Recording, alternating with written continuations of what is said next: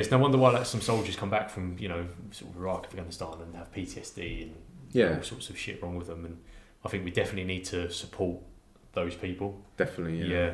I was chatting to some arms dealers. Actually, they did arms fairs. Arms. No, what do you really do? They could chatting some arms dealers, training and the fit, the adventure stuff. Yeah, whatever. Yeah. Pencil pushers. Sorry. Pencil pushers. Pencil pushers. Yeah, they sit in an office, pencil don't pushers, they? yeah. I've got some good friends that are in the intelligence corps. Yeah, good guys. Cut that. No. Like, leave it in. Leave it. Okay. Yeah, we spoke of that before. That joke's old. Yeah, the joke's old. Yeah. Yeah, everyone takes the piss out of everyone, don't they? It's just, You're known as London's Adventure PT. Yes. Yeah.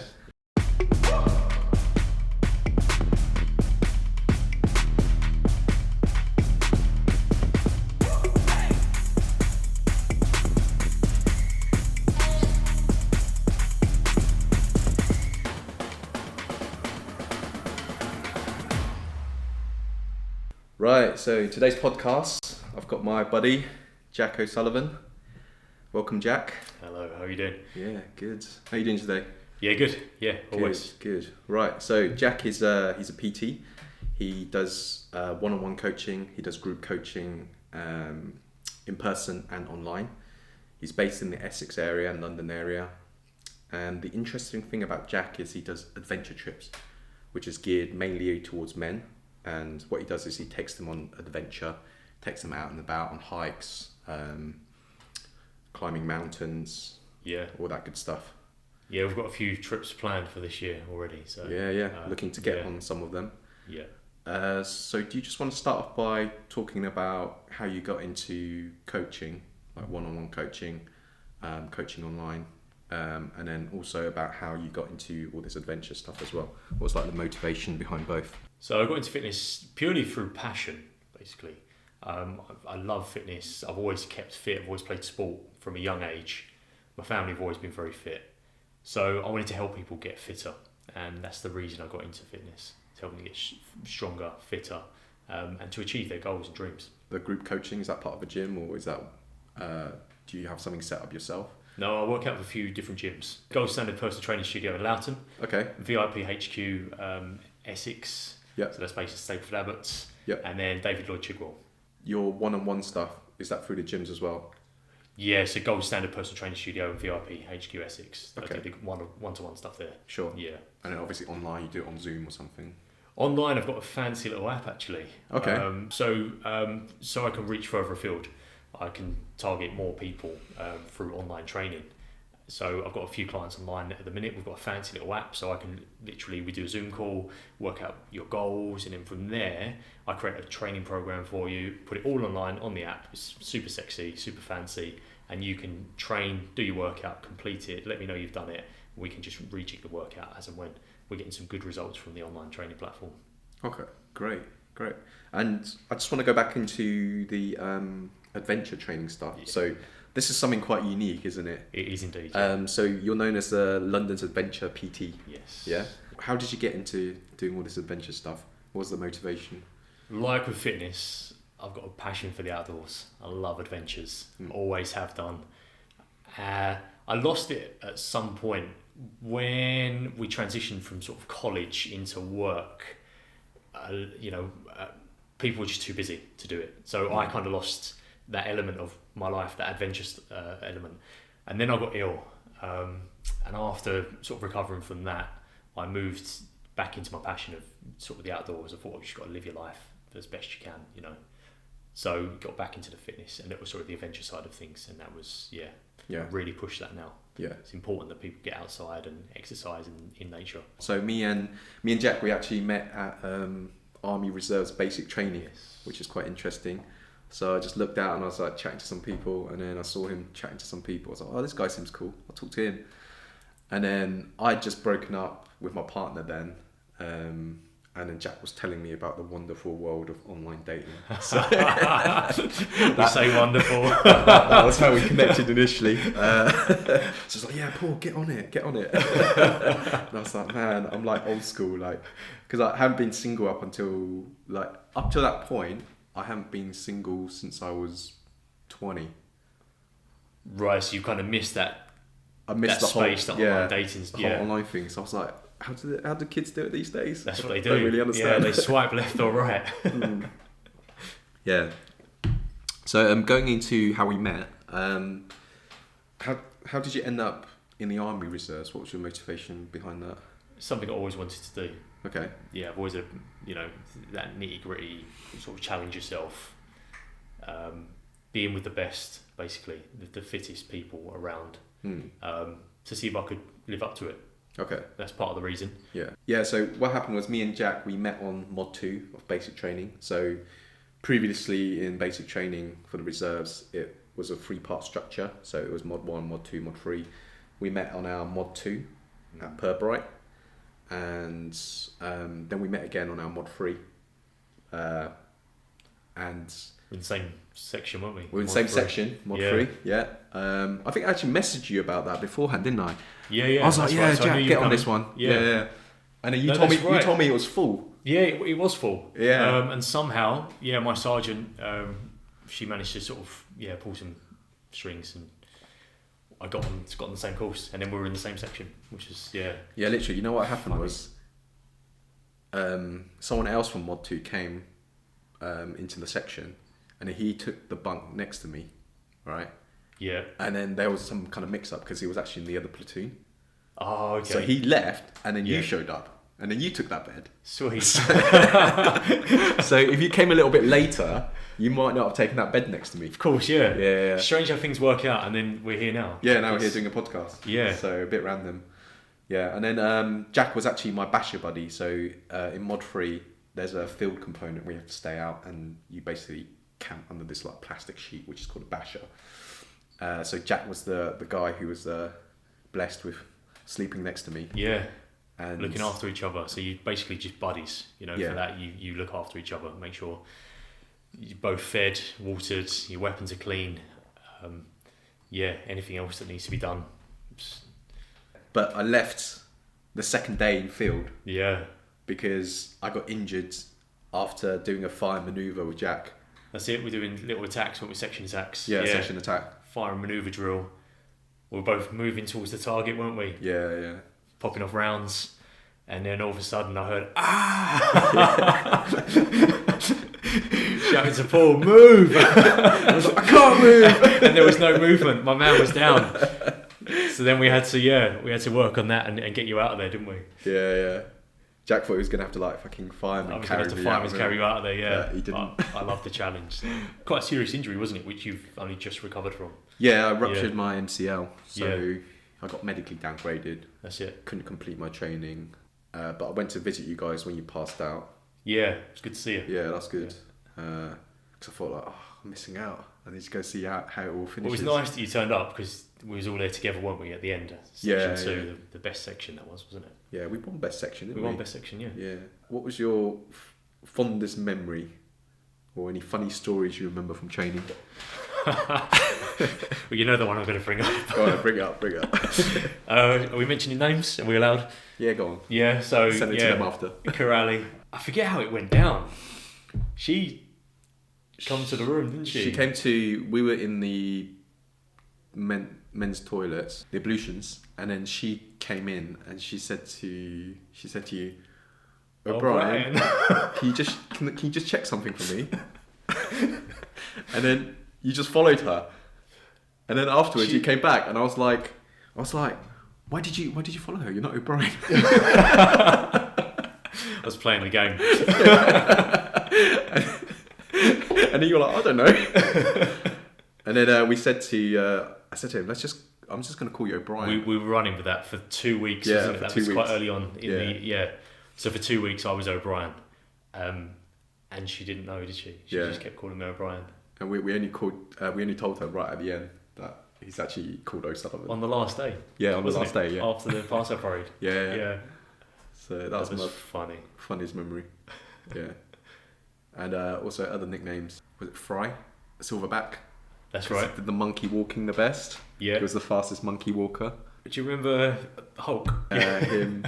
He was basically from the regulars, and then he was always late. He was finishing off his basic training with the reserves, and he was always late every time. His admin was all over the place.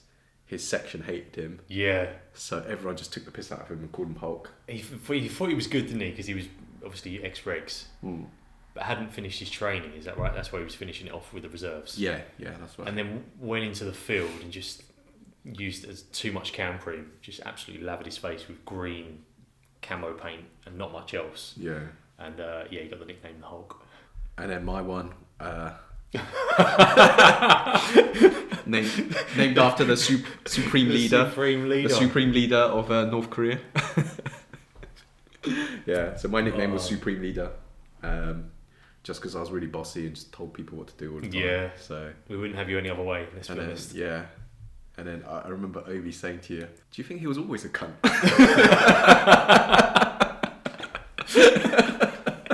Do you remember my response? No. It's probably yes. And I was like, yeah. Sorry about Obi. Obi Trice. Winnie.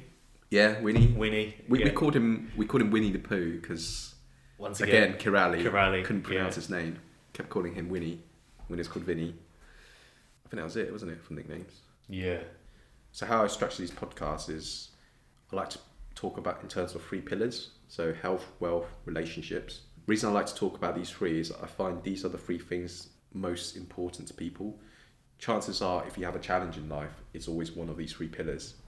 Yeah, I'd say so. For me, generally, it's relationships. Maybe we could talk about that for a bit. Yeah. What's your experience been with the modern dating scene? So as you spoke about earlier, I have used online dating apps. I don't like the new format of online dating. I prefer to meet people face to face. It's so much easier, isn't it? You can sort of get a good vibe for them initially. Texting, I'm not, technology and stuff, I'm not fantastic at. I don't like spending time on my phone if I can help it. I only really do that for work, for the online training stuff. But I'd rather not be texting. It's a lot of faff. Meet someone face to face, get to know them. If they're the right fit, they're the right fit. You know that soon enough. Phone call, failing that, and I think texting's just, I don't know, it keeps you disconnected, in my opinion, doesn't it? I've never actually done the online dating thing. I've been in a relationship from when I was 20 to when I was 33. Right. So January last year. So yeah, just before my 34th birthday. So that's 13 years where I've not been single. Yeah. So you kind of missed that space. Missed that space. The maps. Yeah. Yeah, and for me, people can craft an online persona, which is vastly different from how they are in real life. Yeah. You can't see the chemistry between the 2 of you texting back and forth. You can have someone who's really charismatic on text messages. Like a keyboard warrior, but then when you meet them in person, it's flat. They're just completely dull. Yeah. You know? So it's I just think there's too much of a divergence between what you meet online and what you get in person a lot of the times. Also photos, right? Photos as well. That could be doctored. Did you doctor any of yours? Worldly online. Yeah. And then when you meet her, you could be catfished. There used to be a program, didn't there, about that called Catfish. There was another one, a Tinder swindler as well, wasn't there? That was a different one. Program. Yeah, that was a Netflix. Yeah. Yeah. So the online space is you should be careful. I think in the online space. How many catfishes did you get? None. No. All of them were good. Yeah, I was pretty good. None online. From photos from 10 years ago or anything. Oh, maybe some older photos, a couple of years old, but nothing too major. Okay. Yeah, generally on the whole, fairly good. I'm quite a little bit picky as well. Yeah. So I'll look at the photos, and if I don't see something I like, You like what you like, right? Exactly. Yeah. And then, did you get a relationship out of the online dating? I did. Yeah. Okay.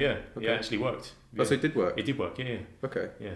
It's not anymore, but it didn't work. It did at the time. No, it worked for a bit, and it does. I used to think online dating was kind of this terrible thing that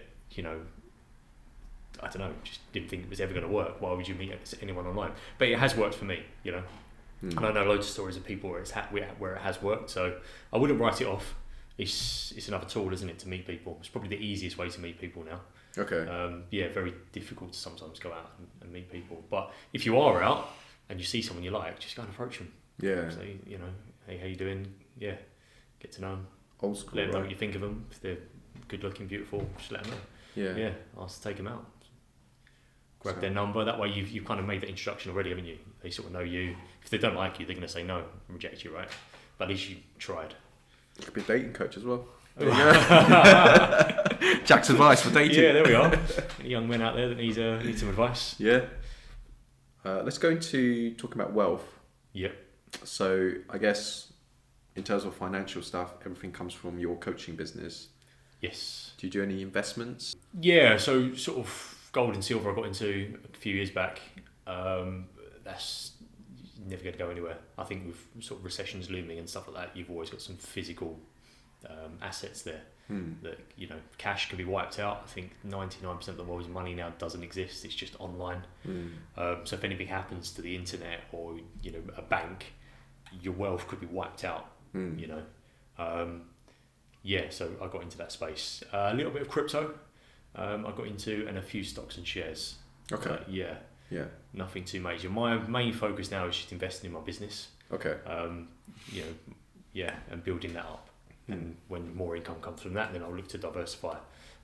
Yeah, but I think you've got to, as a man, sort of build a business. And what's the dream for you? Because we've talked about this at length, about like sort of your vision for what you want in terms of business. Yeah, freedom. Freedom, yeah? Definitely, yeah. That's my goal with sort of the online training. More freedom to do what I want when I want. I love travelling, I love adventure, as we spoke about earlier. So if I can do that more often, then definitely that's the space for me. I guess eventually you have to move online if you want to travel a lot. You want to be able to work from anywhere, right? Yeah, that's right. Okay. Yeah, nice. Yeah, and I've created events as well now. So I'm doing hiking events, you know, weekends or day hikes, which basically will allow me to travel, come back, host the event, travel again. That's the idea behind that. Yeah, because I was thinking, like, how would you do your one-to-one, like, in-person coaching? It'll be more difficult if you're online all the time. I've got some good clients at the minute, so I don't want to give them up. So Yeah. at the minute, I'm you know, sort of fixed and training them, but I do eventually, want to sort of do some more travelling, create certain packages where they're like 4 to 8 weeks long. So I'm here for 4 to 8 weeks, and I can travel for like a few weeks and then go back to training people after that. Yeah. That makes sense. Yeah. Any place where you particularly want to go? I love Spain. Okay. I love the culture, I love the people, I love the food. It's very close and a bit cliche, I think, for people in Essex to go to Spain, especially the south of Spain, where I love Marbella and all that, you know. Yeah. But there's a reason that people love it, you know. It's not too far from England. It's sunny, the culture's good, the food's good. The people, in my opinion, are lovely people as well. The Sierra Nevada mountains is particularly where I want to go. I want to climb Mount Malhassan. It's like the tallest mountain in mainland Spain. So that's a goal of mine, which I'm going to try to do this year if I can. Okay. Yeah. You've not really done much for the reserves this year, have you? No, not this year. No, I've been too busy. I've been focused on work. Okay. You know, got to bring money in, and I will get back into the reserves properly, sort of from the next training year, I think. You did a lot last year. You went skydiving. I saw like lots of things on Facebook with you skydiving. Did some big things last year. Yeah. So last year it took up a lot of my time, and so this year I said I need to take a small step back, focus on work, build the business up, because it affected my business, you know, and life a little bit. So, but I did get to go skydiving, which was amazing. That was in California. Yeah, I saw that. Like, it was literally like every day you were posting you skydiving. It's like it was part of the adventure training for the reserves. Yeah. Okay. Yeah, it was wicked. And they paid for everything. They paid for everything. Wow. Yeah. Okay. Like we had to put a small contribution in, but we got paid when we were out there, so it kind of covered the cost of what we put in. So did you come out of it with a profit, or was it just like you basically paid nothing? Yeah, like almost paid nothing. Okay. Yeah, we've got SLCs, so they're standard learning credits. So with the army, every year I think you get about £175 to go towards a course. So we had that because it was a training course. Because we got a license for skydiving through that course, because that was a training course. We got standard learning credits for that, so we got 175 quid from the army just to go on the course. And then we paid like a small contribution, but we got paid for being out there, our wages.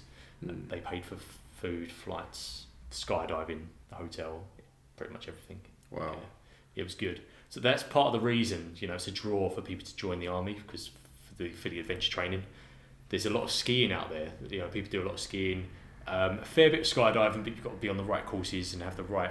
I'm very lucky. I've got a very good major who's into adventure training. So we're quite fortunate in my squadron. Yeah, you know what? I don't think they really advertise that in the reserves much, do they? Skydiving or adventure training in particular. I think you only really find out when you get in. Like I didn't know it actually until I joined. I didn't know there was all these adventure training packages available and stuff. I joined because I was like, okay, I want to join the army reserves. That was it. Maybe that's the allure. Maybe that's what the reserve, higher ups want. They want people that just want to join for the sake of joining rather than joining for the sake of the adventure training. Okay. I think that complements it. It does complement. I think you give up a lot of your time to the army, so it's good to have that adventure training. And part of the reason for adventure training is because we're not in a full scale conflict at the minute. The skydiving, for example, is there to take you out of your comfort zone. So when you're under pressure and getting shot at, if we do go into a conflict, you're kind of used to being under pressure. If you just go out to a conflict and you're getting fired upon, you don't know how you're going to react. But jumping out of a plane, you can sort of you learn more about yourself and see how you're going to react. So it's part of the reason they do the adventure training, mountain biking and other courses that they do. They try and develop you as a person, not just train you in army related stuff, but a lot of things like you may not understand why skydiving is related to fighting in a war. Yeah. But as you said, it's about bringing you outside your comfort zone. Can you jump out of the plane? Yeah. A perfectly good plane will just land with you in it. Yeah. It's you jumping out of that and trusting the parachute. And for a lot of people, I think they find skydiving really scary, don't they? I always did. So I did 20 jumps when I was out there. 20, yeah. Wow. Yeah, you've got to do a minimum of 18 to get your A license. So that's eight levels and 10 consolidated jumps. So you do level 1 to 7, you do 10 consolidated jumps, and then you do your level 8, and that's you kind of completed. It may take you a lot longer than that. We had one guy, Les, I will mention his name. It took him a while to get through some of his levels. Really nice guy, but everyone's on a different journey, different level. Why did it take him longer? There's certain requirements you need to get at every single level. So level 1 basically is jump out of the plane, do 3 practice touches, and then at a certain altitude, check your altimeter at 7,000 feet, 6,000. So lock on, then 6,000 feet, wave off, pull your parachute. Okay. I don't think you even need to pull it in level 1. It's more a case of jumping out and proving that you can locate. You can pull it, yeah. Level 2, you've got to pull your own parachute. So each level has a certain requirement. So he didn't pull or something? So there had to be certain things that he'd do wrong, I think level 3, he got to level 5, went back to level 3. But for whatever reason, there were certain bits that he didn't quite get. Yeah. And but they persisted until he passed? No, he didn't pass, unfortunately. Oh, he didn't pass? No, we run out of time. Yeah. Okay. Yeah, which was a shame. But for him, and for some people, and this is the thing with life, isn't it? You may not be fantastic at everything you do in life, but just going out there trying, he didn't give up. He just kept going. He's still done quite a few jumps, but he just kept going. Yeah. And he just persisted and tried to pass. Yeah. Yeah. That's good he persisted. At least he got a good trip out of it. Exactly. We had a fantastic time. Yeah, it was brilliant. So now I've got my A licence. Now I'm looking to jump here, but obviously it's been the winter, isn't it? I passed my A licence in December, late November, early December, and come back to England and just not had the weather to jump. So I keep looking every weekend, like where can I go? Is the weather going to be good? So I'm just waiting for the weather to break so I can go skydiving again. So would that be with the army again or not? We're looking to do something with the army, but I can do it individually on my own as well. Okay. So whoever's got an A licence can come and skydive. Okay. Yeah. But I guess, well, if you do it with the army, you get it all paid for, right? So. They may pay for a bit of it, yeah. If there's a course that they're doing, if it's in the army's interest, there's a good chance they'll put some funding out towards it. But if it isn't, then you're sort of paying off your own back. Okay. Yeah. But I suppose now that you've got your license, they want to keep your skills sharp. So. Yeah, true. So we're going to try to jump as often as we can. Okay. We've had a lot of funding. Our regiment's cut funding for this year. So they're trying to claw back some money. So all of our courses up until the new training year have all kind of been wiped apart from a couple of weekends. Okay. Yeah. What unit are you? So What's that? Yeah. Okay. Yeah, based around London. Are they quite well funded? I don't know exactly how well funded. I was previously with the HAC, who was super well funded. So okay. maybe my terms of funding or thoughts of funding are slightly different because of where I've sort of come from. HSC, is that? Honourable Artillery Company. It's artillery? Yeah. Okay. Yeah, but they're not just artillery. They've got a battery there that's artillery, closely linked with 7 para. You've got long range reconnaissance there as well. Okay. 1 squadron, and you've got 2 and 3 squadron, which have changed roles now. As I left, they changed. So I did my Alpha through them. So before Mod 1, Mod 2, Mod 3, there was Alpha and Bravo. I did my Alpha through them. I was meant to be going on my Bravo course. And then I found, I'd found a lump basically on my testicle, which I got checked out, and it turned out it was cancer. So we might as well talk about that now. Yeah. It turned out it was cancer. So my Bravo, I couldn't complete my Bravo because I had to have an operation during those dates, which was a shame because I just wanted to complete the Bravo, and that was all my basic training done. But that didn't happen, unfortunately. So they removed the tumour, and it turned out it was cancerous. And then my markers were going up and down. They couldn't find anything on the CT scan because it was kind of overlooked. My markers were going up and down, so they weren't sure whether I was meant to have chemotherapy or not. And then eventually they rechecked the first CT scan that I had, and then said, we found something on there, so we've got to do chemotherapy. Must have been pretty scary, you finding that. Yeah, it is. Yeah, I didn't sort of believe it at first. Okay. Yeah, just kind of left it, and as men do, I didn't go to the hospital, didn't go to the doctors, left it quite a long time, probably put my family under a bit of stress by not going straight away. Yeah. But eventually when I did, the nurse went, it's probably an infection, here's some antibiotics, take these for 10 days and see how you get on. 7 days in, nothing had changed. So I rang her up and said, can I stop taking these antibiotics? And can I come back in for a second opinion? And they said, that's what you got to do.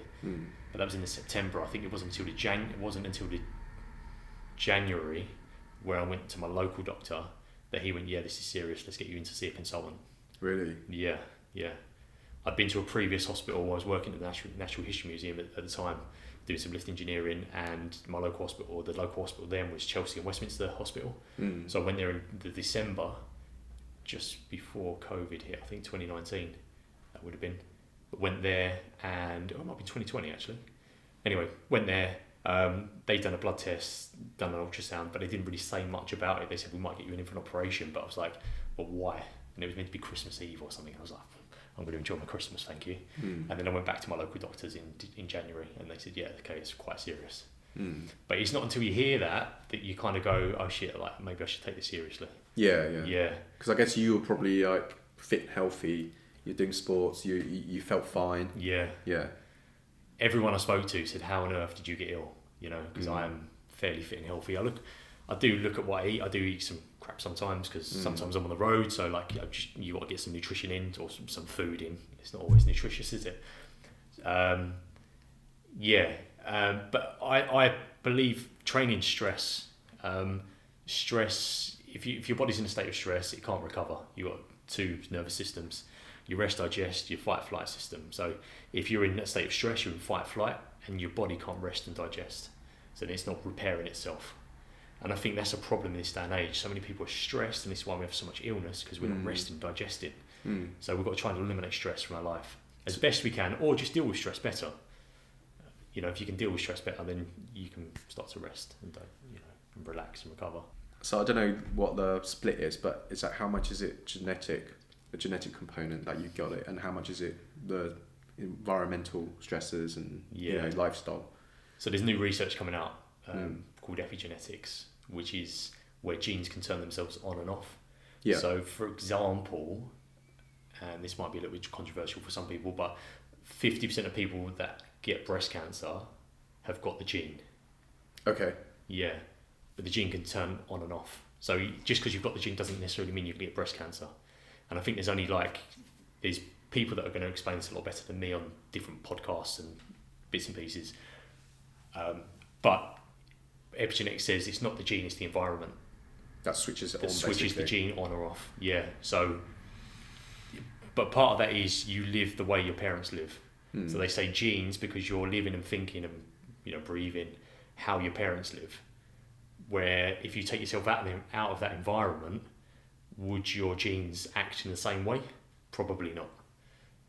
But then I think because there's a growing instance of, say, like breast cancer, Yeah. that if you're living the same way your parents did, there's still some external factor that's triggering it. Because otherwise, you wouldn't have this increase year on year of breast cancer being switched on, right? So explain that in a... Because you're saying like, okay, like chances are you live the way your parents lived, right? Yeah. Because they'll bring you up similar to how they were brought up. Yeah. But now we're seeing a rise in different cancers and stuff.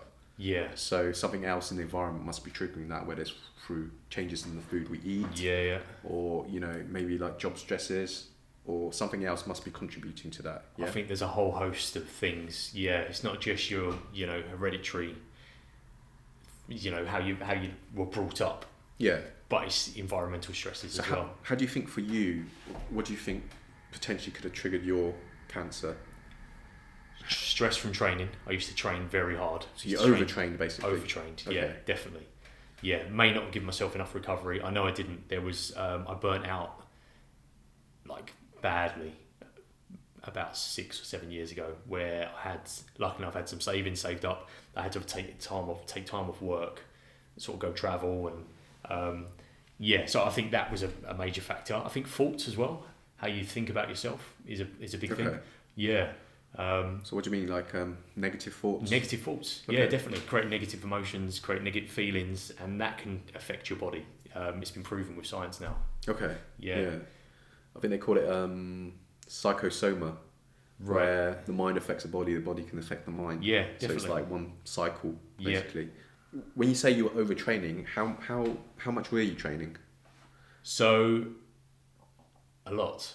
Yeah. A lot. What do you mean, like weight training, cardio? Yeah, weights, cardio, hitting the mountains. I would wake up in the morning, pack my car with my bag at like 4 o'clock in the morning, drive to Brecon, which is like a 4-hour drive from here. That's South Wales. I'm in London. Drive out there, hit the mountains, do like the fan dance or some crazy sort of mountain expedition. Get back in my car, drive back. The other thing as well is sleep. Like I wasn't a very good sleeper. I always, do you know, like this term rise and grind? You know, I think that's all bullshit. Now looking back, yeah. I used to do that. I used to get like 4 hours sleep a night, but it's not enough time for my body to recover. So sleep's a massive component as well of how well you recover. It's the only time your body sort of heals itself is when you're sleeping. It's when you recharge, and that's why I burnt out, because I wasn't sleeping. Do you think this whole experience of cancer has helped you become a better coach in some ways? Because Definitely. you look at things more holistically, right? Yeah, rather than just sort of training and hammering yourself and working as hard as you can, I know that's going to have a detrimental effect at some point. Your body's very adaptable. You know, you can throw a lot at it and it will keep going, but there's going to be a point where you've got to listen to your body because it's saying, no, I can't do this anymore. And it will crash, and it will crash hard. Yeah. So now you're more like, you take things easier. If you need a rest day, you're not going to beat yourself up over it. Yeah, exactly. So when I train, I can train hard. But yeah, exactly. When I need a rest day, I listen to my body and go, yeah, I need a rest day. Or I need another hour's sleep, for example. Yeah. If I can get it in my, diary, or schedule. Yeah. And I just want to go in more into what you're saying about like negative thoughts. Yeah. So what are your thoughts on like how the mind affects the body now? Like, do you do any sort of practices that help with that? I meditate every day. Oh, you meditate? Yeah. Nice. Big into meditation now. Yeah. And not just so to get yourself into like a calm mind, but also change your you can change your physiology just by meditating. Change your feelings. And that drastically changes your life massively. What's your meditation protocol? Like, what do? You sit there? I listen to a lot of Joe Dispenza. Oh, you listen to Joe Dispenza? Yeah, for his meditations. And then I generally do it in bed, just laying down, and I'm just have a dark room, put one of his meditations on, and just lay there and just Yeah, so it's mainly guided, yeah? Yeah, your guided meditations, Yeah. I'm not great at, I'm not there yet where I can just sit there. I'm getting there because I'm doing it on a regular basis now, but I'm not at the point where I can just sit there and like, in complete silence and sort of go from a meditation. Yeah, you know what? I've heard so many good things about meditation, and it's the one habit that I just cannot seem to keep up. Right? It's because it's just like difficult. Why is that? When you feel like there's other stuff that needs to be doing, it's hard to let yourself just sit there for like 10-15 minutes, literally doing nothing. Yeah. I mean, well, you are doing something. You are like, say, like focused on your breath, or you know, I think there's another one which is open awareness. You just focus on whatever sensations happening in the present. Yeah. But it just still feels like it's not a high priority, even though it has. Every time I do it, I'm like, yeah, I need to do this more. Yeah. But the next day I wake up, I'm gonna think, oh, I need to do this. This is more important. You know, it never seems to be a priority. Yeah. Yeah. But I get that, because when I started meditating, I was the same. You were the same, yeah? Yeah, my mind was racing. It was running. You know, it just wouldn't stop. Yeah. And I was like, I'm just laying here and I'm getting nothing from this. And then you give it a couple of days, you lose the habit of doing it, and you kind of fall out of it. Yeah. But now I'm getting like, it's just, I don't know, I'm getting so many benefits from doing it. Like, it's just becoming a daily practice. It's a habit now. Do you do it first thing when you wake up? First thing in the morning, and then at night time, sometimes during the day as well, if I've got some spare time. Okay. Yeah. Great. I'm a lot better now. So I think a lot of people, they try to go outside of themselves for things. You know, we'll check our phones, for example. If we've got some spare time, they've checked social media and, you know, whatever else, YouTube. But now I don't do that. Whereas I used to do that as an escape. But I think now I just sit with myself instead. And check in with what's going on with me. Yeah. So I'm a lot more present from doing that now. You have less need for stimulus because you can just be with yourself. Massively. Yeah. Because how much of that is like, do we actually need all this stimulus, or is it just escape because we can't sit with ourselves in the room? In my opinion, it's escape. Yeah. Yeah, from my opinion and my experience. It's like escape. how many cat videos do I need to watch? It's not going to add any more value to my life. I don't get people to watch cat videos. I don't. Or whatever stupid video that comes up on my like Reels feed, I'm like, someone like, I don't know, just eating this like. Okay, I do like the food reels, you know. Yeah, well, I mean, who doesn't like food, right? Yeah. Honestly, the food if someone's reels. making some good food. Yeah. I do like to watch that. But yeah, there are some good videos out there, but for me, like that's aside from myself. That's not me. Yeah. You know. Yeah. And I'm more comfortable now with just going, no, okay, I can put the phone to one side and just sit there comfortably on my own. Have you done anything around breathwork? Yes. As well. Wim Hof. Wim Hof, yeah. Yeah. I've done Wim Hof as well. Yeah. You've done that's the cold shower therapy as well. You've done the cold. Yeah. That's I love good. it. I've fallen off of that now at the minute, but I will get back into it. I did it the other day, and I quite enjoyed it. It's a horrible thing initially, but you soon get used to it. So yeah, I quite enjoyed it in a weird sense. Type 2 fun, right? Yeah. I do 60 seconds of cold shower every morning. Do you? Yeah. Do you go hot to cold? No, go straight. You just go straight cold. Yeah. I got into a good routine of doing that. Potentially last year. Yeah. Yeah, where I was doing it like just having cold showers. Straight. Yeah. I do cold shower in the morning and then warm shower at night. Oh, okay. Go to bed. You afford yourself some luxury. Yeah. But I've also this pertains to testosterone in men actually. They say that it's better for men's testosterone if you have cold exposure before exercise than you warm up. Right. Okay. Then if you actually do cold exposure after exercise, so the first situation where you're warming yourself up, that actually increases your testosterone. Yeah. The second one actually decreases it.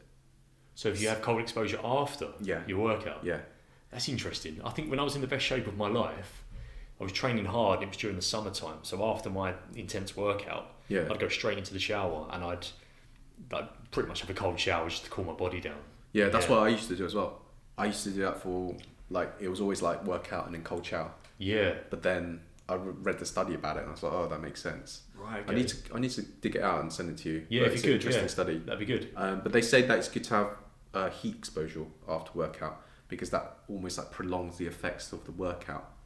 Oh. So because it's a stress on your body as well. Yeah. And it's almost like it adds to the gains. Right. Okay. Yeah.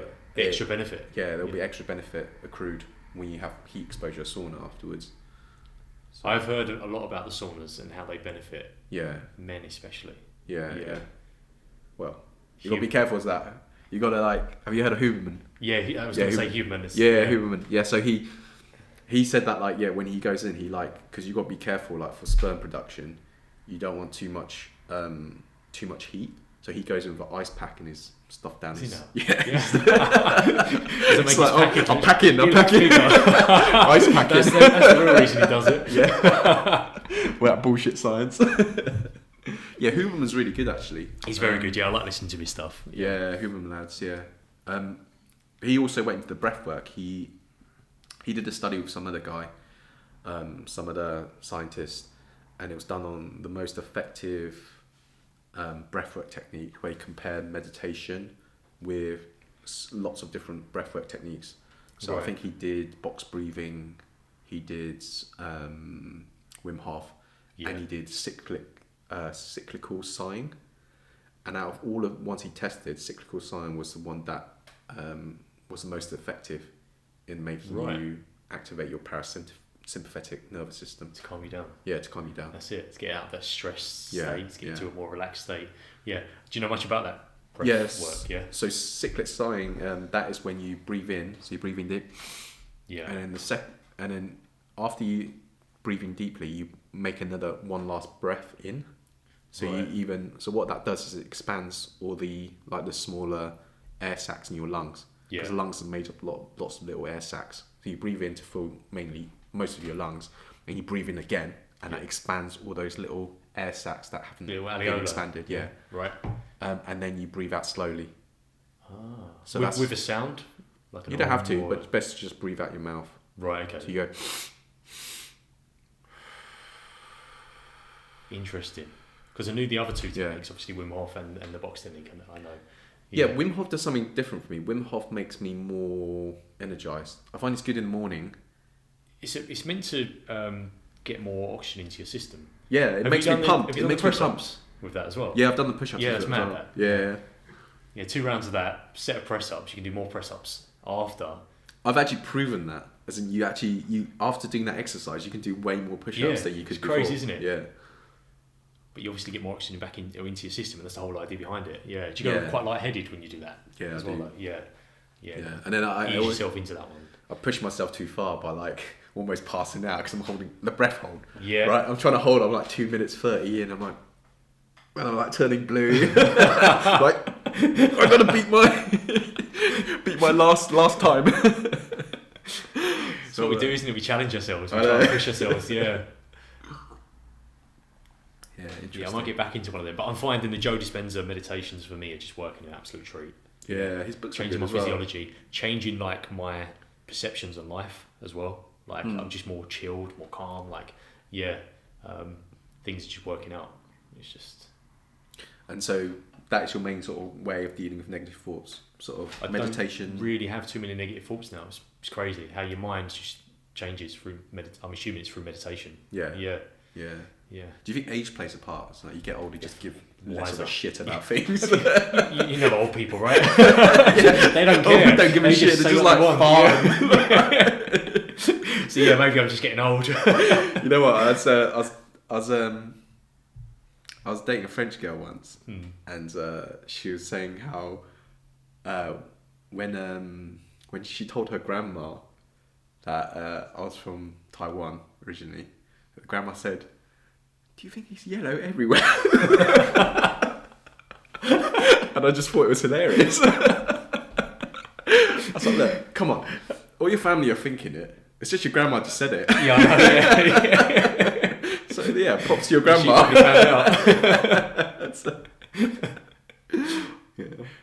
Yeah, old people don't care, do they? They just say what they need or say what they want. Say what they're thinking. Yeah.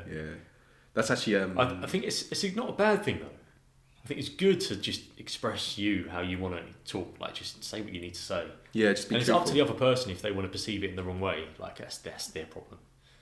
As long as you're not over the top, right? Yeah, as long as you're not trying to be. I think intent matters. I think your intention should be to tell the truth. Yeah. And be as kind as you can. Yeah, don't go out to offend people. Yeah, don't go out your way to be a dick and to be outrageous and offensive. But you just state your mind, and I think that resolves a lot of things because some of my friends, they'll be like, "Oh, you said that and it triggered me," and I said, "Look, what I said may have triggered you, and maybe I shouldn't have said that, but then maybe you should examine why it triggered you."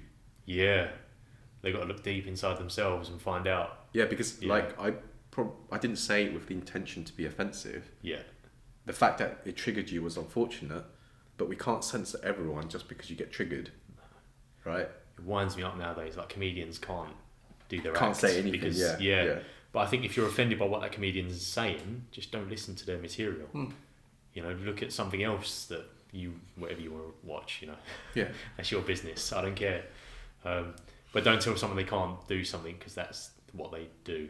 Yeah, I mean, like it's a comedians, and I like for me, I don't tend to go into like some comedians. They kind of just like bust people's balls, don't they? And that's their comedy. Yeah, that's not the comedy I find the most hilarious. Right. Okay. But some people like it, and that's their thing. They can watch that. I don't need to watch it. Yeah. Exactly. Yeah. So it's up to personal preference, really. I don't think you should censor people too much in these kind of things. No. Yeah. But I think that's the culture we've kind of ingrained. I think it's slowly starting to change. I don't really follow that woke culture stuff anymore. You think there's some more pushback against it? I think definitely. Yeah, from what I've heard, you know. Yeah, I think you know, one thing I watched recently was about how like the Marvel movies. Yes, they've had loads of kickback. Really anti like men or something in some of them. Yeah, I've not watched the most recent one, so I don't know. I think the biggest one was around She-Hulk. I don't know if it's called that or something else. It's around the female Hulk. Right. And then I've not seen that one. Basically, it just shows her as like effortlessly, just like composed and just like competent and everything, and the men just like bumbling around her. Oh really? Yeah. And I don't like that kind of like, you don't need to like degrade one gender in order to elevate another one. Yeah. Does that make sense? But that's the empowerment thing that they've got going on now, isn't it? Yeah, but you don't need to like a gender. Yeah, but you don't need to do that. You can celebrate a gender, but you don't need to degrade another gender in order to score points. I think that's just that's worse, isn't it? All you've done is gone one gender is more empowered than the other, so let's now take the other one and take that above that one. Yeah, it's like a false elevation, isn't it? Yeah. Like say even just between us two blokes, right? We can compete by me just doing the best I can. Yeah. Or I can just knock the competition.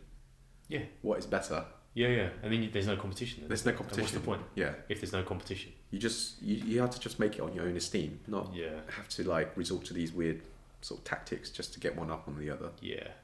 I agree with that. Yeah, I think the world is a little bit crazy at the minute, isn't it? It's a little bit, yeah. It's mad, yeah. Like, yeah. We're going to get cancelled if we say anything. I know. First podcast, First podcast, get cancelled. It's probably easier to cancel us than it is like someone else like Joe Rogan, isn't it? This is why I'm saying we should do like one where we don't... With no faces. Yeah, but like AI and tracking, they'll know our voices anyway. It doesn't really matter. Yeah. Yeah? Yeah, you can, like, there's voice pattern recognition. I know there's this thing now that come out, who is it with Sadiq Khan, wasn't it?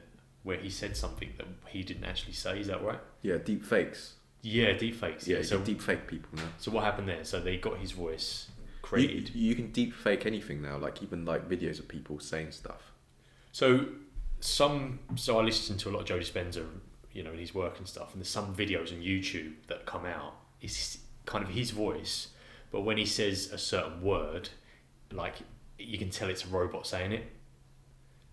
It might not be. So is that like a deep fake thing where they've? It might not be a robot.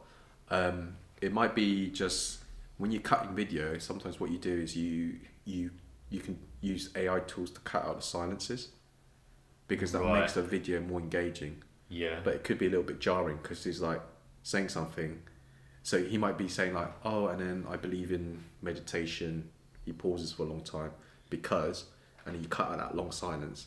Right. So the frame jumps from when he says... some of the words, so maybe it's just cut at the wrong moment, potentially. Potentially, or he might cut out a segment and then jump to another segment. Yeah. So it might be that, or it could be a fake. But then I'd say, why would someone need to fake Joe Dispenza? For their own YouTube channel. So you get on there, basically, and you know it's not Joe Dispenza talking, it's something else. Okay. It sounds very much like him, but it's not quite him. You need to send me the video. Yeah, I'll send you one. I'll check. Yeah. There's a lot of channels out there that basically repurpose content. So, you know, there's people out there who they make money off other people's content, and how they can get around this. You're meant to post original content, but if you can take someone else's content, repurpose it, and make a commentary, or you change the edit so much that it's very different from the original, you can pass it off as your own. But that's how they do it then? Yeah, and they make money off it. Okay. Because I follow this podcast, Modern Wisdom, Chris Williamson, Yeah, I've heard of him. He's a good guy. He's a good guy, yeah. And he has a lot of people. They create reels out of his podcast, short form content, and then they post it on their channel, and then Chris shares it.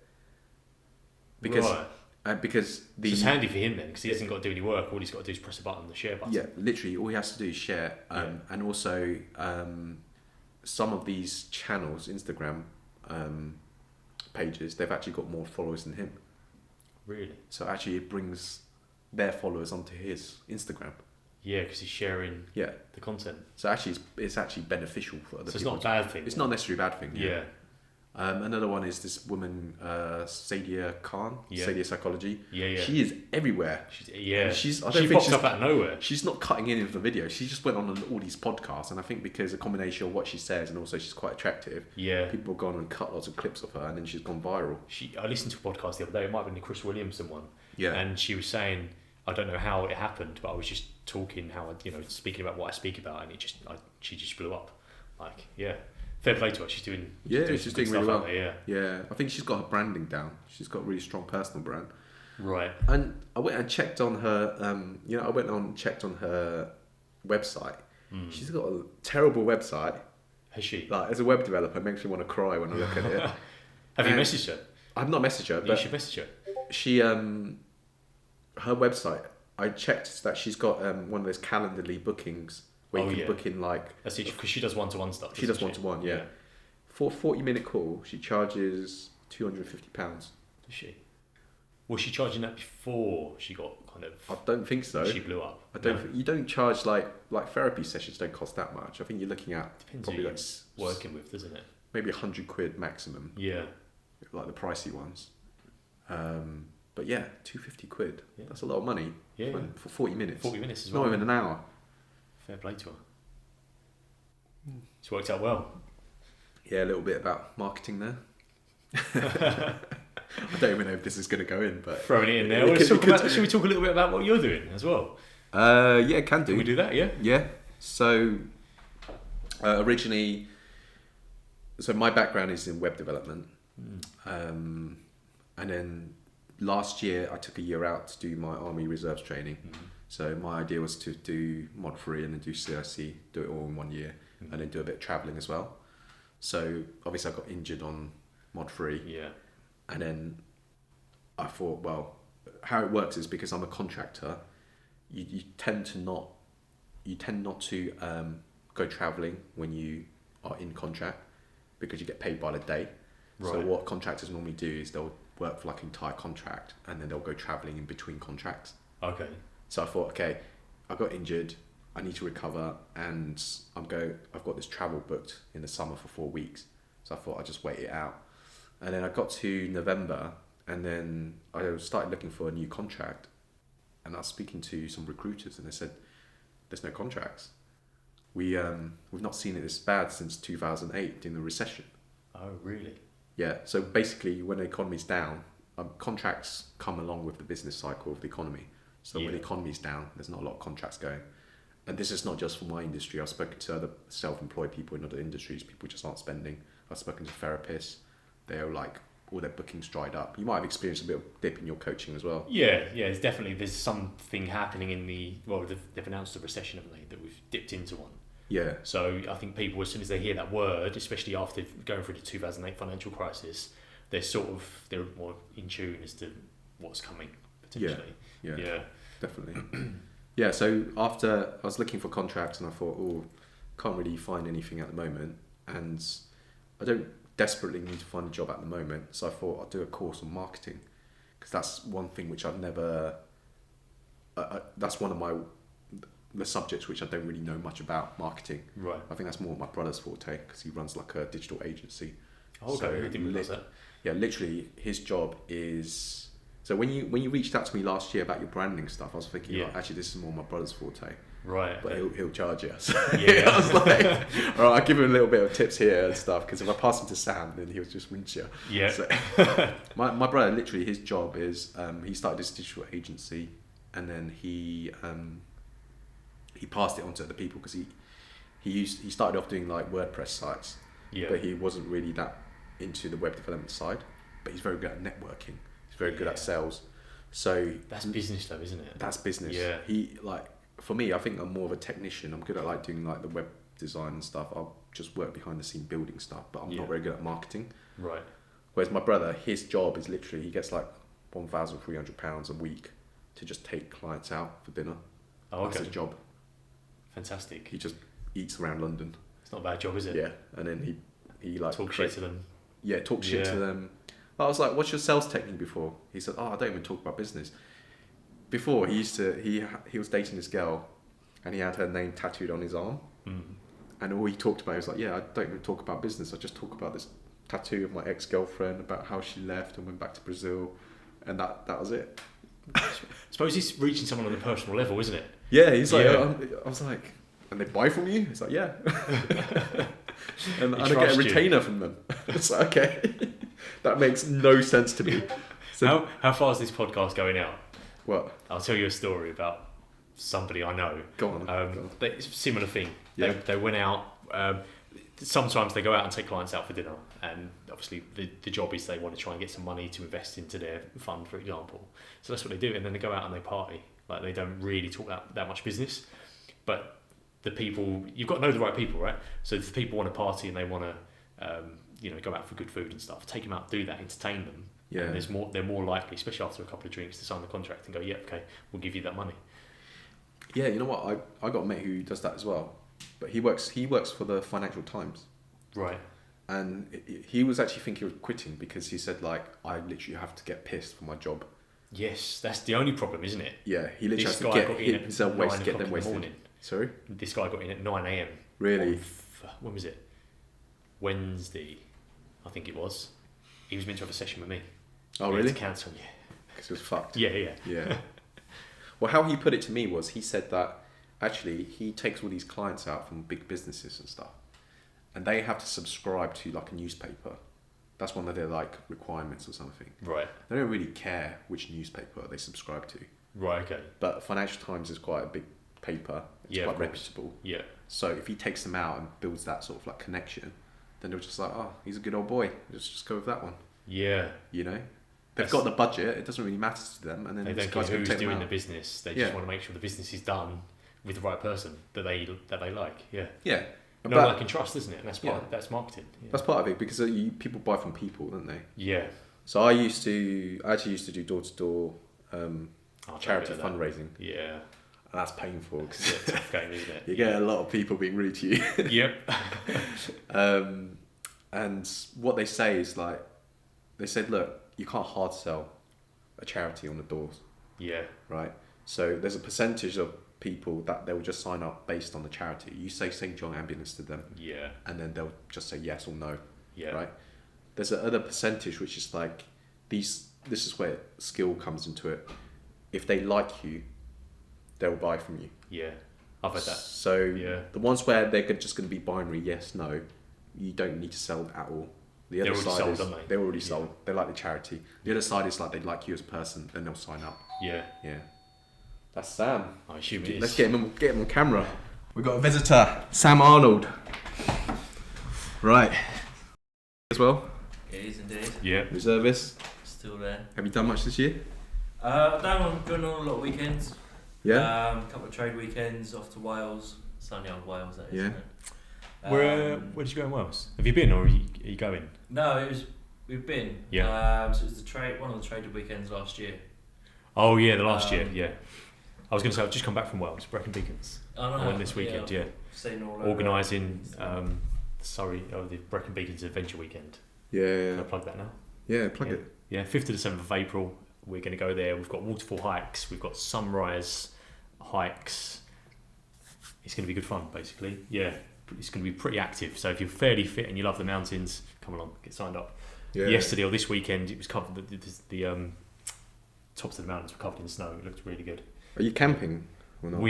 We're camping. As some people are staying in hotels as well. So if you want a bit more luxury, you can stay in a hotel. But there's a campsite there. Yeah. Okay. We've got like fire pits and stuff. It's going to be quite nice. Okay. Yeah. Man. Right. Yes. So you went to Wales last year. Doing that. Yeah. Adventure weekend. So I've done a bit more with the shooting team as well this year. Yes. So I did my first one last weekend, which was quite interesting. How did you get on? Yeah, not too bad. I managed to hit a couple of things at 400, so I'm proud of that. Brilliant. What is that? Is that SA80, A2, A3? It is the A2s. I think some of them have done with A3s before, but this particular weekend was just the A2s. They're mainly A2s, aren't they? Yeah, I think so. Yeah. Yeah. I think infantry Infantry's they have probably A3s, isn't it? Yeah. we only we got won't get A3s. that luxury for a long time. Yeah. Probably, I imagine. Yeah. But you get all the best gear, don't you? Because you're like everything else, you get the best because you're. So you're just gonna get everything first, right? No, I mean we No? got Virtus gear, didn't we? Yeah, we have it. Yeah. Get it out issue. We're not actually like properly issued Virtus gear though. You probably are, aren't you? Being infantry. What do you mean Virtus? Do you know the new Virtus gear? I don't have Virtus. Like the rifles, they get Virtus Bergens now. Yeah, that's it. Yeah. But I prefer the old ones anyway. Those rocket pouches. Do you not get rocket pouches in the new Virtus Bergen? No, Oh. you got a separate You day get a day sack. sack, don't You you? got- Is yeah. that attached to it? Yeah, you Yeah. can zip it on, and then there's a flap over which you can use to put your helmet, which is useful. Yeah, But of I course. do like the rocket pouches. I like the rocket pouches. It's more Yeah, space to pack stuff. it is. Yeah, Definitely. Yeah. And also you don't have to dive deep into your Bergen to try and find what you need to find. You can have like the essential stuff just in the sides there, can't you? Yeah. I have seen some like something like the JJ's Bergens. JJ's of Brecon. They're really good Yes. because they got so much outer pockets, like pouches and stuff. Are they like the You can just Paras Bergens? Are they Paras or the Special Forces Bergens? you know They're like a normal Bergen. They've got like water bottle pouches or like utility pouches just dotted around, like six to nine of them. everywhere, yeah. Not Yeah. similar to the day sack you've got at the moment. I've got the PRI, infantry PRI. Yeah, it's quite a nice one. That I took that away with me to Brecon actually. Who was it? That little corporal Saunderson. Sanderson. Yeah. Sorry, he had that Bergen, didn't he? Yes, Lots of different yes, pouches he did, on yeah, he one was thing. ex-Paras, wasn't he? Yeah, ex-Paras, yeah. Yeah. Mine's the infantry PRI. It's how many litres is that? It's not as big. I went last year. We did a soldier weekend. Okay. I took my own summer sleeping bag, which is like goes down to -1, I think, but it's smaller, compact, smaller. It's not like the old bouncing bomb, which is like massive, isn't it? And I managed to fit my CBR in kit, it's rocket pouches on the side, all my gear for the weekend in this tiny Bergen. It Okay. was decent. Yeah. A lot smaller than the traditional Bergen we get issued. Okay. So it was good. I've got one upstairs. I'll show you it after. Yeah. We'll have a little walk through. Yeah, we could do that, couldn't we? Yeah. Get the gear out. Yeah. Show and tell. Yeah. So interesting about Sam is we met on Mod 2 and he was in my section. Was it Section 2 as well? I can't remember now. It's a long time It's a ago. long time ago, wasn't it? Yeah. Was it Section 4? Or something like that? Section Yeah, 4? I think I was Oh, section not 3, but it's a long time. Yeah. Yeah. Can't remember now. That's so much small stuff. Basically, I just noticed that I partnered up with him on the fitness stuff. And literally, we literally got the same on everything. He can lift the same. We ran about the same speed. And we're about the same height. This guy, literally, he's like the white version Brothers. of me. He's They like are my brother. from other Honestly. mothers, for I was like, just looked at him, I was like, look of recognition. Long lost brother. Yeah. But we were paired up with Nelson, who was similar height. Oh, yeah. Great guy, Nelson. Nelson. Absolutely Absolute built. beast. You know, he Yeah. was on Mod 3 as well. He was, He wasn't won he? Soldier. I'm not surprised. Yeah. That guy he was something else. Wasn't He was, He's just a nice guy, wasn't he? Like, genuine. Yeah. and he was good. He just really good mates with that other fella, Holbert. Remember the tall fella? Oh, what, the bald one? Yes, Yeah, yeah, Holbert. Ginger Holbert. Yeah, Ginger yeah, Holbert. Yeah, Yeah, he's a nice fella as well. Yeah, he's nice. Yeah, he got in touch with me randomly because I sent him some yeah. like Ukraine war footage, and he just. This was like months ago. This was probably after Mod 3, and then he contacted me again. It's like, Paul, couldn't you just send me that video again? I like lost the footage, so I just want to see it again. Oh, okay. I was like, yeah, you just need to sign on to Telegram, and then you get that. Yeah, I'm on a footage. Telegram one. Yeah. Yeah, with some footage in it. Yeah, it's interesting the footage, isn't it? Yeah. Actually coming out of Ukraine, because like this is like before you had your own images of war from like watching films like Saving Private Ryan, all those kind of films, Yeah. and then you watch the actual footage now, and you get like war footage in like 4K, Yeah.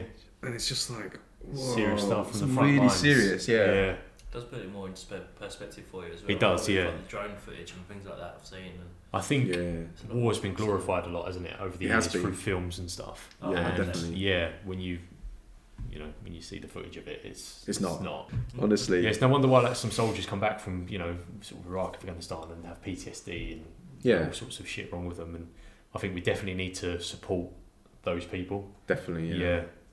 Even looking at the war footage from Ukraine, I think it's even more horrific because it's peer on peer versus insurgency in Iraq. And Iraq was sort of...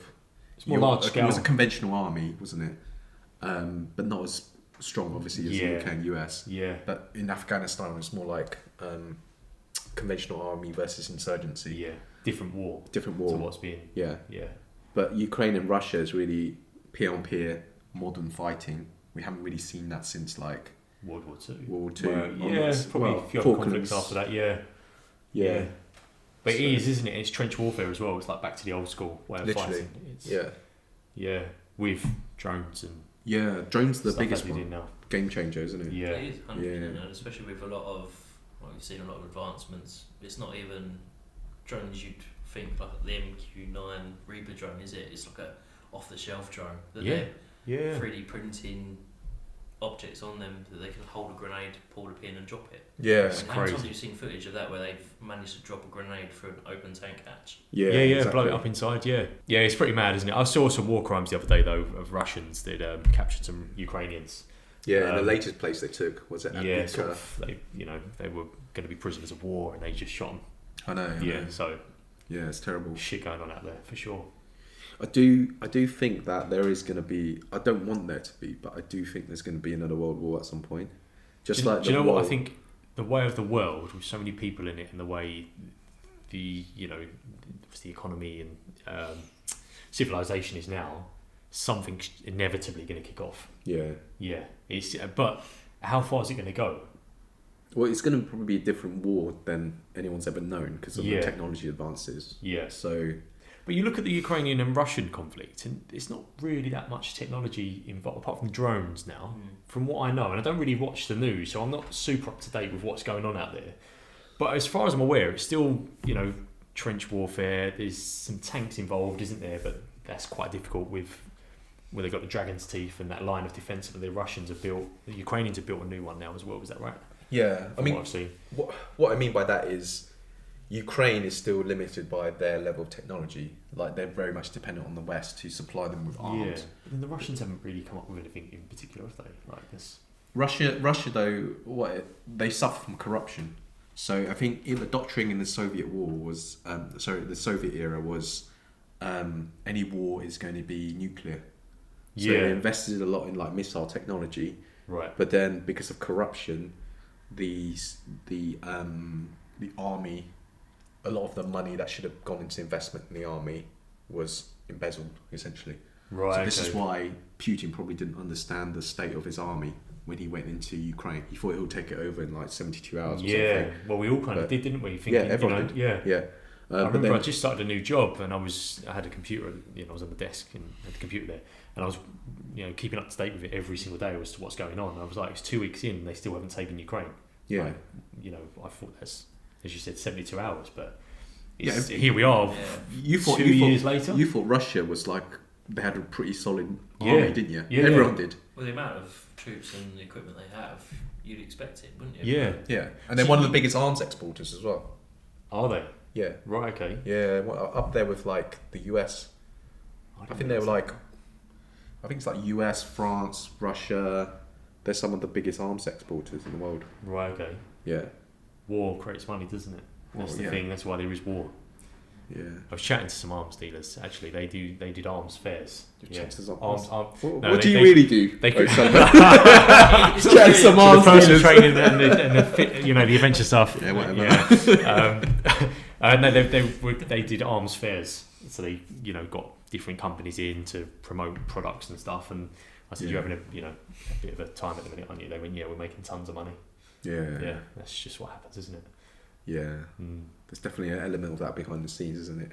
What do you think with obviously if you Russia have struggled to take Ukraine in 2 years, if NATO get involved in a conflict, do you think Russia would be able to sort of survive? I think one thing I know from like web development, right? This is a weird analogy. Yeah, go on. is that some people think like, okay, this project's running slowly, let's just add more people to the project, but that doesn't always work, because when you add more people, you add to the complexity. Yeah. Then it gets really hard to communicate everything and get everyone on the same mission. So this is why NATO train together. Yeah. Because they want interoperability. It makes sense. I mean, Yeah. I did a regiment. Sorry to interrupt you. I did a regimental weekend, and I was surprised to see the complexity, because they with the ops room. I went in there. They had a map, and they were showing us everything that goes on a wider scale. And I was so surprised by the complexity of it. I was like, well, that's why it takes so long for shit to happen, because they've got all this going on. Yeah. On the ground you see this, but there's so much other stuff going on, isn't there? And even like, I mean, you guys are logistics, right? We're all logistics squad. Even think about like the logistics of like making sure everyone have the right kit. When Russia started off, they had to suffer from poor logistics. Yeah. So people didn't have the right kit, didn't have the right clothing. Right. Just getting Supply everyone lines well weren't fed. quite there, were Supply they? lines Yeah. weren't there. They were just travelling in one long convoy, and then you could just fucking destroy the whole lot. Just drop a missile. There's lots of footage for that as well, though, isn't there? Where they're travelling in convoy and you've got a Ukrainian guy with an RPG or some sort of in-law sitting on the side of the road, and they just take them Just out. pop them off, yeah. And they just bomb burst everywhere. Tanks as well, wasn't it, at the time? Yeah. But Russia doesn't seem to care about, like, they have the human wave tactics. They don't really care about loss of lives. Didn't they do it in World War II as well? Like, it was just numbers, wasn't it? Haven't Lots, changed, have they? Millions on the front line. Yeah. Did that in World War II, let's do it again. Yeah. Yeah. That's fucked. Yeah, this is one thing my dad said to me, because he was in the Air Force. He retired it's Taiwanese Air Force, he retired as a colonel. He said when he went to Israel, he went there and he was like, oh, Israel will win any war. And I was like, why? He says, the public toilets are clean. I was like, so? He's like, yeah, if your public toilets are clean, it means you've got really good logistics. I mean, what country has clean public toilets? It's a fair point, it is. She's like, you infer that just from the public toilets? It's like, yeah. Yeah, but he's got a good point. Yeah, yeah. And they are really sharp, the Israelis. They're pretty good, aren't they? really, Yeah, from what I know. Yeah. Yeah. So, what are the odds? World War III? I don't know, never say never. Never say never. Yeah, who knows what's in store? We don't know, do we? We don't know the future. Yeah. Yeah. Hopefully it doesn't happen. What good is it going to bring to the world? Yeah. Yeah. Just the way everything is at the moment, though, that you've got pockets of fighting popping up everywhere, haven't you? I think it's always been like that, though, isn't it? But it's just the fact that it's just advertised now on social media, and the news don't really portray. I mean, Ukraine was a massive thing, wasn't it, when that kicked off, and then COVID was before that, and then Ukraine, and then something else happened after Ukraine and Russia, didn't it? So that conflict was kind of put to the side. It's still going on in the world, but it just wasn't advertised in the news or spoken about. Yeah. And also, like, you know what? They're saying that actually we're learning a lot from Ukraine about how they do things, because they're actually involved in fighting the Russians and stuff. If you think about it, a lot of the stuff that we do right now is probably obsolete with drones. Yeah. Like even like sleeping on the Basha, a drone could just fly in, just spot everyone and just attack that position. So I also think that's part of the reason we haven't got too involved. We've got involved enough where we supplied them stuff, give them some tactics, but we're kind of sussing out what the Russians are doing. So, we do our tactics work against them? Okay, well, it's not working, so let's go back to the drawing board. We'll train our troops, new tactics to counteract the Russian threat. Yeah, but it requires a complete change to the syllabus, really, right? Like, I'm going to go on battle campaigns. Forever evolving, isn't it? So you've kind of got to do that, and if you don't, and I think I read something the other day that the Ukrainians are struggling at the minute with the Russians now sussing out what they're going to do. So the Ukrainians have got to come up with a different plan. Yeah, I read about that. You know what we do, and we're not going to go into too much detail about it, but you know what we do, and if I knew that, I'd be like, well, that's what they're going to do, right? Yeah, because if you get hold of the other team's standard operating procedures, you can predict their next move, can't you? Yeah. Now they're going to dig in for their bashers. So you've got to kind of keep evolving, otherwise you've got to change your tactics all the time, haven't you? Yeah. One thing that does keep getting mentioned up at Squadron is we always train to fight the last war, and essentially the last war was Afghanistan. Yeah. And we just spoke about that, didn't we? Exactly what we've spoken about. So obviously now, like you said, we are getting a good chance to study new tactics and development. Yeah. But it's then taking that time to train it. And you know what? They like even the US. Have you seen they've pivoted? They're pivoting to the Pacific because they think a future war will be with China. And even the new army rifle, the 6-hour, it's got a different round. It's 6.8 millimeters. Right. Okay. And because that's completely different to most other rounds. You know. Yeah, because we've got 5.56. 5.62. Yeah. Or 5.56. Sorry, and then 7.62 as well. Like they go to the AK and stuff. Yes. So it's like. So they've got the reason they've got this intermediate round is because they're instead of fighting insurgents, they're predicting the next war will be peer on peer, and you need a stronger round to defeat body armor. Right. Because at the moment 5.56, like it takes. It's there to maim, isn't it? It's there to maim. It's not there to kill. Yeah. So you if you want to kill someone, you've got to like shoot them a couple of times before they properly go down.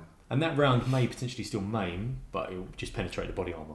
Right? Yeah, it'll go through the body armor, it'll destroy like concrete blocks and stuff like that. So it's interesting because I've read the Australians are looking to build the biggest naval fleet in the world, or the world has ever seen. Potentially in the world, you know. They're expanding, Expanding it, yeah. Does that mean bigger than the US Navy? They're not going to be the US Navy. No, I can't imagine that. But they're looking to build something big. Yeah. From the news, and you know, you take the news with a pinch of salt, didn't you, until it all happens. That's what I do. Like during football transfer, see, you know, when that's happening. Don't listen to any of that until the deal's done and on the table. Definitely. But yeah, it's. I mean, the way the countries are arming, you can see it's gearing up for war, isn't it? Like even Japan, they used to have a pacifist constitution since the World War II. Yeah. They've changed that now, so they're arming. They're increasing their spending. All the countries, there's so many new countries are like committing to the NATO 2.0 standard for 2% of GDP spend on arms because they do feel threatened. So you don't know what's going to happen, do you? You don't know what's going to kick off. I don't want to be a doomsayer, but well, yeah. Well, it's better to be prepared, isn't it? Yeah. Than it is to sort of find yourself up shit's creek and trying to you'd be fucked, wouldn't you? Yeah, and that's one of my reasons for joining up because for me, like people ask me, why did you sign up? Especially infantry. I get funny looks when I say I'm infantry. They're like, you can see in their eyes. I'm like, yeah, you're gonna be first to die, but they don't want to say it. they're like, let's put it very, very diplomatically. They're like, so why infantry? And why don't you go to Sandhurst, be an officer? Why do you want to be a Scotty? Why don't you go, RLC? Why don't you go intelligence corps? Yeah. For me, I'm like, when you played army as a kid, everyone was infantry. Yeah, exactly. Yeah. No one was like intelligence corps. No. No one thinks about that. No. Pencil pushers. Sorry? Pencil pushers. Pencil pushers. Pencil pushers. Yeah, they sit in an office, don't they? Yeah. I've got some good friends that are in the intelligence corps. Good guys. Cut that. No. Like, leave it in. Leave it in. Yeah, we've spoken of that before. That joke's old. Yeah, the joke's old. Yeah. No, we take the piss out of RRC as well. Yeah, so. Everyone takes the piss out of everyone, don't they? It's just banter. Yeah. No, so so my family there's a history of being in the military. So my granddad he fought the Japanese and the communists in China, before escaping to Taiwan. Really? My dad was in the Air Force. Yeah.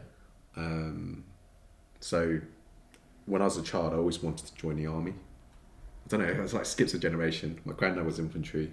I want to be in infantry. And then maybe it's listening to stories of your granddad, potentially. Maybe, but a bit inspired by him. It's funny. Like my I was playing army before I can even talk properly. Oh, okay. So sometimes I think like, is there like some kind of genetic component or something to like maybe. That drives people to join the? Played army quite a lot when I was a kid. Do kids still play army? No, they just play on the Xboxes, not PlayStation. Yeah, they play army on the Game Boy. Yeah, it's crazy, isn't it? So they sit there and do this. Like more. Yeah. We used to go out and we used to have BB guns and we used to have, we used to have Essex sticks. wars and stuff. Yeah, even like, if you found a log, that's a bazooka. Yeah. It's true, isn't it? Yeah. Lads, I found a bazooka. Wow. Yeah. Run. You're like trying to lift this fucking log. Kids probably don't do that anymore, do they? Yeah. No, as you said, they're probably playing on the, Xbox or whatever consoles are out now. Yeah, especially the young kids now. Probably. When we were younger, we probably going out kicking a ball around and stuff like that, weren't we? Yeah, always out. I was always out. Did you play army as a kid, Sam? Yeah, you played army. Right, it was even in the back garden. It was like them red plastic hockey sticks. Yeah. Use that as a Oh gun. yeah, hockey sticks are good. Yeah, That's true. It's actually It had a shaped little like a button there rifle, as well, isn't it? didn't it? Yeah. Normally Yeah. I kind of Fair argues, one. I got you first. No, I got you first. But Yeah. it's like. But then same thing. My dad was in the army, and it turns out a couple of relatives as well were. So didn't realise, but when my granddad before he passed, he told me that his father actually served under Monty in Africa. Oh really? The Served RFC. off Monty. Oh So- really? Okay. Had no idea. So it's sort of like I feel sort of the same way. It's always something I wanted to do. Yeah. It's never. But you probably started playing it when you were really young, right? As well. Yeah, maybe. Yeah. Yeah. It's weird. I've got my Definitely. 2 Basha buddies here. What, from mod 2 and then mod 3? Yeah. Oh right, okay. It's like How is that? We were with Cherry. We had a threesome. No, what to Cherry. We had this like older Intel. geezer. He was like Oh, intelligence. Intel, yeah, core. no, yeah, Cherry, Yeah, yeah, Cherry. yeah. Yeah. He was always moaning to Laux about how like they should change the standards for him because he's older. Yeah. Yeah, funny guy. He passed his physicals, didn't he? Yeah, he did Yeah, he did, yeah. Fair play to him. He was the last one, but he Passed, yeah. yeah. You were the first in Mod 2, I remember. Yeah, I was. Won the Me 2K, and, right? D. Smith. Yeah, D. Smith. I was running with, and we were running together. I said, I've got to leave you, mate. I'm off. Yeah. And I saw D. Smith, and I was like, he's my target. So I went after him. I was neck and neck with him, like side by side. Got in front of him, and then do you know like the psychology of racing and stuff? I've run cross country and stuff when I was younger, so like you just don't show weakness. And he tried to overtake me, and I was like, if I let him overtake me, psychologically he's got the edge. And we were getting close to the end, so I was like, no, like screw you. Like, I just put on the afterburners, took off. And then I finished first, he finished second. He said to me after, he said, I tried to overtake you, and we both spoke about that moment. Yeah. Yeah, it was good. But he's fit, yeah. Yeah. He's, good guy. There's a lot of fit guys. So, do yeah. you remember Dinner Scare from Mod 3? Yeah, Sub yeah. 7. Yes, sub 7 in the 2K with no weight. Yeah. I beat him in the 2K tab. What's that? 2K weighted run. Weighted run, yeah, with rifle. So you're carrying 15 kgs plus rifle. Total? 21 kgs, yeah, including your rifle. Yeah. On the last corner, I got him. So I was pacing myself. I could have overtaken him earlier, but I was hanging out. So I was like, if I overtake him now, there's a good chance he's going to know I'm there. So like, he's going to overtake me. So I waited till the last corner and just sprinted as fast as I could. And I overtook him. Beat me. He come first. He was training. He's a monster. 6'7", I think. Yeah, 6'6", 6'7". Yeah. But he used to row for like Cambridge, didn't he? Yeah. So he was like super fit. Just had that mindset as well, of like just not quitting. Yeah. He was well ahead. I wasn't going to catch him on the mod 3. I think he's got an advantage though because he's tall. He's got long stride and carrying the weight is not as much for him. True, but he's got to burn out quicker, right? Because he's got more muscle, like just more mass. Yeah, it depends on the build as well. Yeah. Because like Dinner Scare, he's like slim. He's really slim built, so he'll be good running without any weight. Yes. But you put some weight on him. He got, as you said, sub 7, 2K. Yeah, sub 7, best effort, yeah. He was still fit. Yeah, he's still fit. He was coming in second. I just overtook him. Yeah. I had to push. So we're just going to wrap this up. So for you, Jack, how can people get in touch with you? What's like your Instagram or whatever? Instagram's the main one, at Jack O'Sullivan PT. Okay. On Instagram. Yeah, at Jack O'Sullivan PT. And then you've got another one for your adventure one. I have, yeah. So it's London's Adventure PT. London's with an S, Adventure PT on there. And then we're going to look to create a YouTube as well, aren't we? Yeah, let's create a YouTube for you, definitely, as well. So we'll keep you posted. Yeah, have a look out for that. Yeah. I'll probably post it into the Instagram. So yeah, so keep an eye for that. Subscribe to his Instagram, and then I'll post his Instagram handle underneath the video anyway, so you can access it. So thanks very much for doing this podcast, Jack. Thank you, It's Paul. been really good catching up. Yeah, and Sam, really good to have you as well. Yeah, on that little surprise turn up. Yeah, it's been nice. I should have done my hair before I came. No, don't worry. I never mind. That's why I'm wearing a hat. You know, it's Yeah, and let's get down to the pub. No more. Let's do it. Let's go. Nice.